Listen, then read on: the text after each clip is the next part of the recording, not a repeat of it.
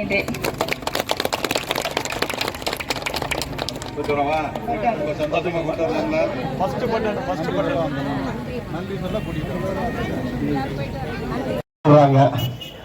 வந்து நம்ம ஈசிஆர்ல போனா ஒரு 10 கிலோமீட்டர்ல தென்னலாகுடிங்கிற வில்லேஜை சேர்ந்தவங்க, அறந்தாங்கி மண்ணுக்கு சொந்தக்காரவங்க, நம்ம ஊரை சேர்ந்தவங்க, அறந்தாங்கி தொகுதியை சார்ந்தவங்க, இன்னும் சொல்ல போனா மணமேல்குடி ஒன்றியத்தை சார்ந்தவங்க. இன்னும் 2 தம்பி பல நல்ல எலெக்ஷன் வாக்குறுதிகளை நமக்கு தந்திருக்கிறாரு. அந்த திட்டத்தை கொண்டாந்து இந்த ஜெகதாப்பட்டினம், செல்லநேந்தல், ஐயம்பட்டினம் பகுதிகளில் சேர்ப்பதற்கு நமது அருமை சகோதரி கவிதா ஸ்ரீகாந்த் அவர்களுக்கு இரட்டை தாமரை சின்னத்திலே வாக்களிக்க வேண்டும் என்று கேட்டு வாய்ப்புக்கு நன்றி கூறி விடைபெறுகிறேன். நன்றி, வணக்கம்.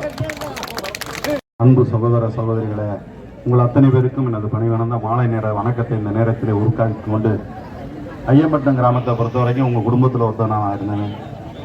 இன்னைக்கு எம்எல்ஏ இருந்த காலத்திலையும் உங்கள் குடும்பம் எம்எல்ஏ ஆகிறதுக்கு முன்னாடியே ஐயம்பட்டினம் குடும்பத்தில் உங்களால் வந்து இந்த ஆலயத்திற்கு வழிபாட்டுக்கு வந்து இந்த ஆலயத்தில் கலையரங்கம் கொடுத்து கட்டடம் கொடுத்து ஐயம்பட்டினத்தில் போர் கொடுத்தெல்லாம் உங்களுடைய குடும்பத்தில் ஒருவனாக இருந்தவன் நம்ம குடும்பத்தை சேர்ந்த தங்கச்சி கவிதாவை தாமரை சின்னத்துக்கு ஓட்டு கேட்டு நான் அந்த ஒன்றியத்தில் துரமாணிக்கம், ஒன்றியத்தில் பௌத்ரா கண்ணபாமா, பாரதிய ஜனதா கட்சியுடைய தலைவர், மணமேல்குடி பிரசிடென்ட்லாம் கூப்பிட்டு வந்திருக்கான்.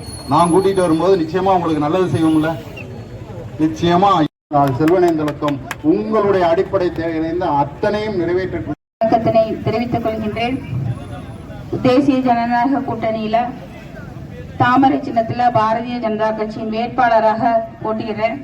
அண்ணன் 2 பேருமே பேசினப்ப சொன்னாங்க, என்னை பற்றி எல்லாம் சொன்னாங்க. அதனால நான் ஒரு சாதாரண விவசாயியின் மகள், பக்கத்து கிராமத்துல தான் இருக்கிறேன்.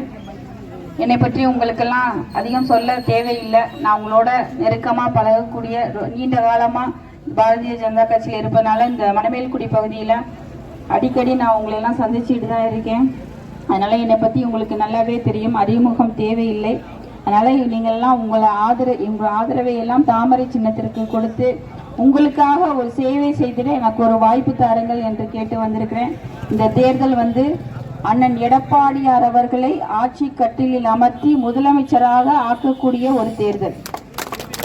அதனால இங்கிருந்து ஒரு சட்டமன்ற உறுப்பினரை நீங்கள் அனுப்பி அதற்காக அண்ணன் எடப்பாடியார் அவர்களை முதலமைச்சராக ஆக்க வேண்டும்.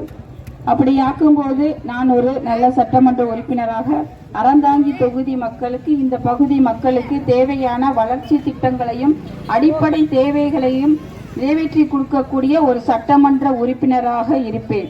இன்னைக்கு என்ன அறந்தாங்கி பகுதி மக்களுக்கு என்ன பிரச்சனை? அடிப்படை தேவைகள், பஸ் வசதி இல்லை, ரோடு சரியா இல்லை, நல்ல குடிநீர் கிடைக்க மாட்டேங்குது, தெரு விளக்குகள் எரியலை, அறந்தாங்கில ஒரு நல்ல பஸ் ஸ்டாண்ட் இல்லை, மருத்துவமனை கூட வந்து சரியான முறையில் இல்லை.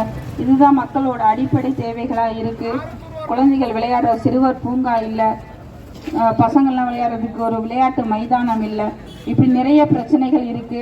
நான் சட்டமன்ற உறுப்பினராக ஜெயிச்சு வந்த உடனே மக்களுக்கு தேவையான இந்த அடிப்படை வசதிகளை எல்லாம் ஏற்படுத்தி கொடுக்கக்கூடிய ஒரு சட்டமன்ற உறுப்பினராக இருப்பேன்.